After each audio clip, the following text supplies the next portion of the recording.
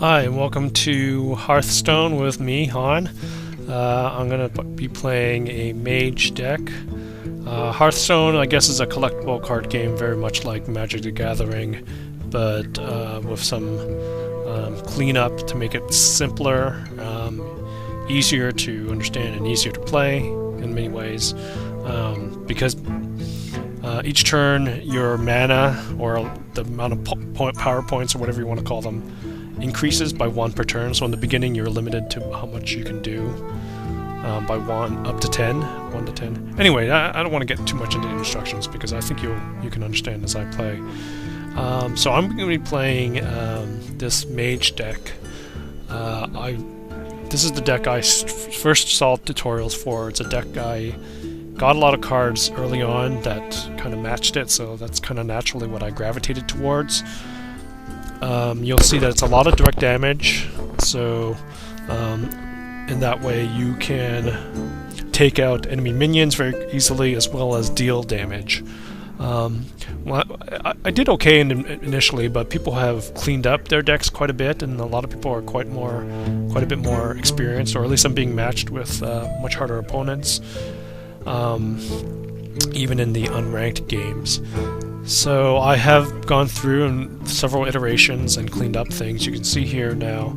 I mean, I'm always fiddling with the cards that I have, but I'll go quickly over them.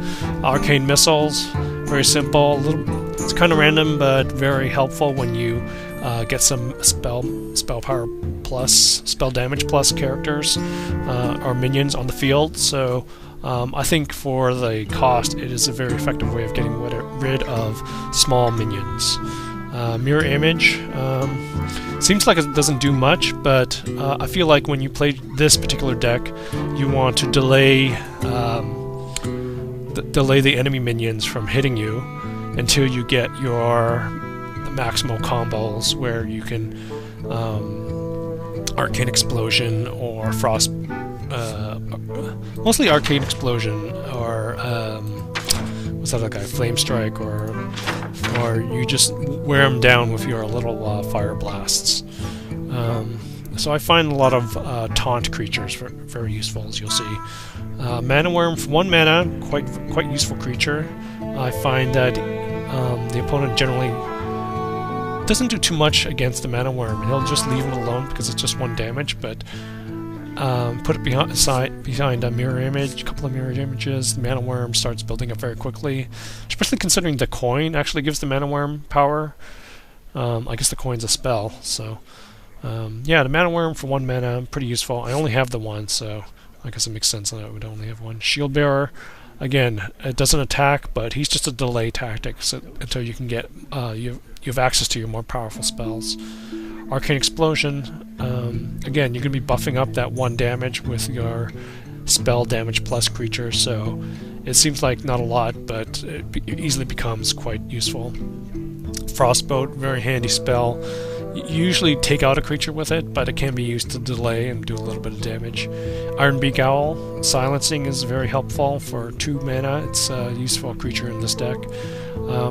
I guess I'm not 100% sure that it belongs in this deck. I'm still kind of fiddling with it. If I were to take it out, I might replace it with Cone of Cold, Mirror Entity, or a Polymorph. Probably Mirror Entity. That's about the same mana cost, and you want to get a creature out of it. But I find that being able to silence on the fly is very useful. There's that spell damage plus creatures that this deck uses a lot of.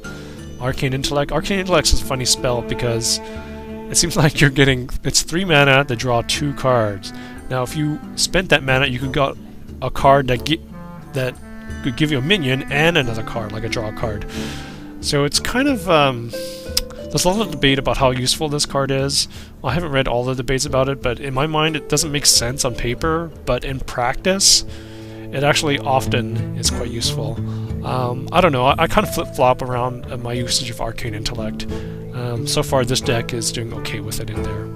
So Acolyte of Pain I generally prefer over Arcane Intellect. The Acolyte can sometimes get you more than 1 draw when he dies, although there is a small chance that he can become destroyed, which doesn't deal any damage to him, and you just lose him outright, which is a pain. But otherwise, you're still making your opponent use a card to destroy him, so he's not terrible.